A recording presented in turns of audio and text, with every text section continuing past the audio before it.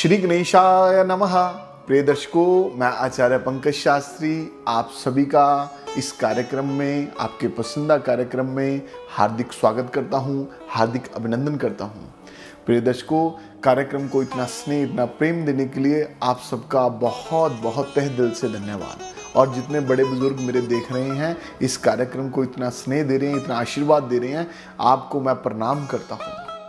प्रिय दर्शकों, कार्यक्रम की श्रृंखला को आगे बढ़ाते हुए आज का जो हमारा बड़ा रोचक विषय है, जो आज का विषय है वो है वाहन सुख। जन्म कुंडली में वाहन सुख कैसे मिलता है।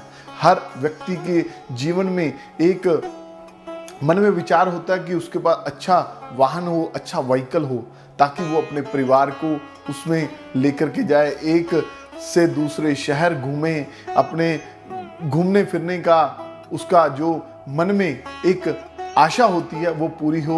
वो पूरी कैसी होगी? वो वाहन के माध्यम से होगी। हर व्यक्ति को होता है कि उसके घर पर एक जो गाड़ी है, टू व्हीलर वाले को लगता है कि उसको टू व्हीलर के बाद अब फोर व्हीलर आ जाए, और जिसके बाद टू व्हीलर नहीं है उसको ऐसे लगता है कि भाई मेरे को टू व्हीलर कब तक मिलेगा।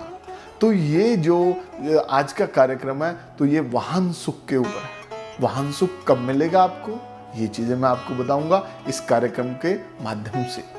प्रिय दर्शकों, जन्म कुंडली के 12 भाव होते हैं। 12 भाव, जैसे कि मैं अक्सर बताता हूं कि हर भाव किसी न किसी चीज को दर्शाता है, किसी न किसी वस्तु को दर्शाता है, किसी न किसी रिश्ते को दर्शाता है, किसी न किसी हमारे जीवन के हर वो चीज को दर्शाता है जो हमारे जीवन के साथ जुड़ी है। क्यों? व्यक्ति का जब जन्म होता है तो उसके साथ व्यक्ति के सुख और दुख जुड़ जाते हैं। सुख और दुख का जब जुड़ना है तो वो जन्म कुंडली के 12 भावों के साथ ही है। तो प्रिय दर्शकों, जी हाँ, आपने बिल्कुल सही सुना। तो ये जो संबंध है, ये जो चीजें हैं, तो हमारी जन्म कुंडली में बनती हैं। तो आज का जो हमारा विषय है वाहन सुख के ऊपर है। वाहन सुख हमेशा जीवन में हर व्यक्ति को मिलना चाहिए, हम आशा करते हैं। तो आपको मैं बताऊंगा कि 12 भावों में वाहन सुख कौन सा भाव है जिससे आपको वाहन सुख का सुख मिले। तो प्रिय दर्शकों, जन्म कुंडली में जो चतुर्थ भाव है, भूमि, भवन और वाहन का, बिल्कुल जो 4th हाउस है वो वाहन का है। और वाहन का जो संबंध है वो 4th हाउस के साथ ही है। आपकी इनकम कोई भी हो, आपका कारोबार कोई भी हो, आप कहीं भी नौकरी कर रहे हैं, परंतु जो वाहन का संबंध है वो आपके 4th हाउस के साथ है। प्रिय दर्शकों, वाहन का जो कारक ग्रह कौन सा है ये भी मैं आपको बताता हूं। देखिए, अधिकांश लोग हमने देखे हैं, कोई किसी ग्रह को वाहन का कारक मानता है, कोई किसी को कारक मानता है, परंतु ज्योतिष, वैदिक ज्योतिष कहता है कि वाहन सुख का जो कारक है वो शुक्र है, वो वीनस है। शुक्र ऐशो आराम है, शुक्र समृद्धि का कारक है, शुक्र धन का कारक है, शुक्र लक्ष्मी का कारक है, शुक्र यशमान कीर्ति का कारक है। और जैसे कि मैंने पहले बताया कि शुक्र आराम का कारक है, वैसे ही वाहन भी, वाहन पर बैठ करके हम कोई भी दूरी को तय कर लेते हैं बड़े ही आराम से। जी हाँ, बिल्कुल। तो प्रिय दर्शकों, आपको आपकी जन्म कुंडली में कैसे पता लगेगा कि आपको कौन सा वाहन मिलेगा? प्रिय दर्शकों, चतुर्थ भाव में यदि चतुर्थ भाव का संबंध शुक्र के साथ बन रहा है तो आप निश्चित तौर पर नोट कर लीजिए कि आपको जीवन में बहुत से वाहन मिलेंगे। आपके घर में 2-2, 3-3, 4-4 वाहन भी होंगे। और ऐसे व्यक्ति भी देखे हैं जिनके चतुर्थ भाव में शुक्र हैं। वो व्यक्ति आज एक वाहन लेकर के आया और लेने के पश्चात वो कल को दूसरे रोज ही सोच लेता है कि मेरे को अब वो गाड़ी, वो वाहन इससे भी बड़ा लेना है। मतलब इतनी जल्दी वो प्लानिंग करने लग जाता है। कारण क्या है कि देखिए, ग्रह अपना प्रभाव तो व्यक्ति विशेष के ऊपर डालते ही हैं, वैसे ही शुक्र भी चतुर्थ भाव में बैठ करके अपना प्रभाव डालती है। और यदि शुक्र का संबंध आपकी जन्म कुंडली में एकादश भाव के साथ या आपके धन भाव के साथ भी संबंध है, या एकादश भाव का स्वामी चतुर्थ भाव में बैठा है, या एकादश भाव का स्वामी द्वितीय भाव में बैठा है, या द्वितीय भाव का स्वामी चतुर्थ भाव में बैठा है, या चतुर्थ भाव का स्वामी शुक्र के साथ द्वितीय भाव में बैठा है, तो आपको जीवन में बहुत सी वाहनों की आपके आगे लाइन लग जाएगी। आप साल में 6 महीने में वाहन भी बदलने का प्रयास करेंगे, आपके जीवन में इतने वाहन आएंगे। तो प्रिय दर्शकों, ये कार्यक्रम देखिए, तुला राशि और वृषभ राशि के जो स्वामी हैं वो भी शुक्र हैं। ये कार्यक्रम उनके लिए भी बहुत ज़्यादा फायदेमंद है। हालांकि ये जो कार्यक्रम है, जनरली हम जो वाहन सुख के बारे में बता रहे हैं वो पूर्ण रूप से एक जनरल आपको नॉलेज के माध्यम से जो नॉलेज दे रहे हैं, परंतु वाहन का जो कारक है वो शुक्र है। प्रिय दर्शकों, जब शुक्र के साथ कोई विपरीत ग्रह की युति हो जाती है चतुर्थ भाव में, तो आपको वाहन लेने में भी दिक्कत आती है। हम बहुत सी कुंडलियों में देखने को मिलता है, या बहुत से लोग अक्सर कहते हैं कि जी मैं गाड़ी का सोच रहा था, गाड़ी मिल नहीं पा रही।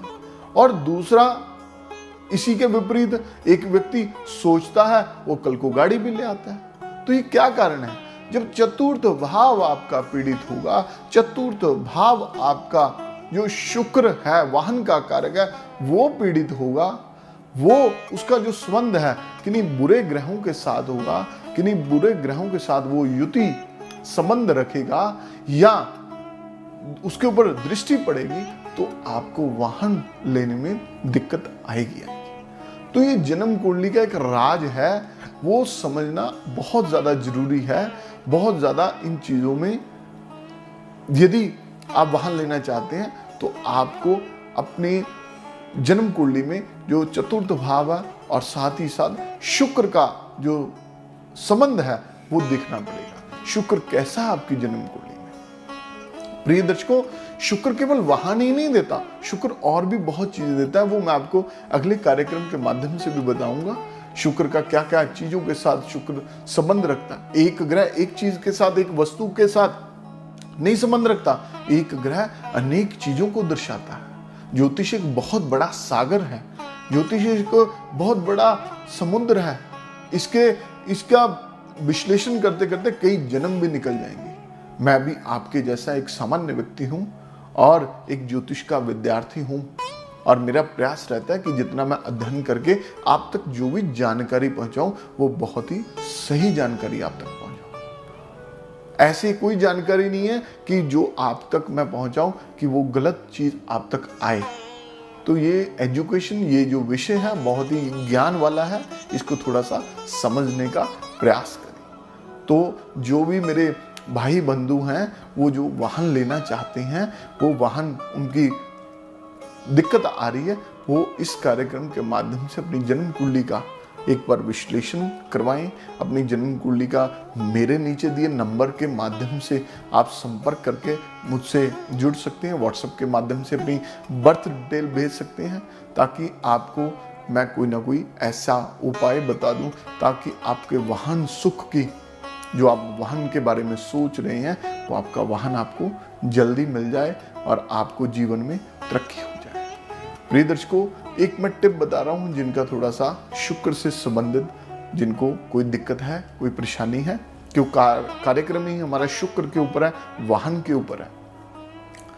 प्रिय दर्शकों, जिन लोगों की जन्म कुंडली में शुक्र का थोड़ा सा प्रभाव है, आप कंजक पूजन करने लग जाइए प्रत्येक शुक्रवार के दिन।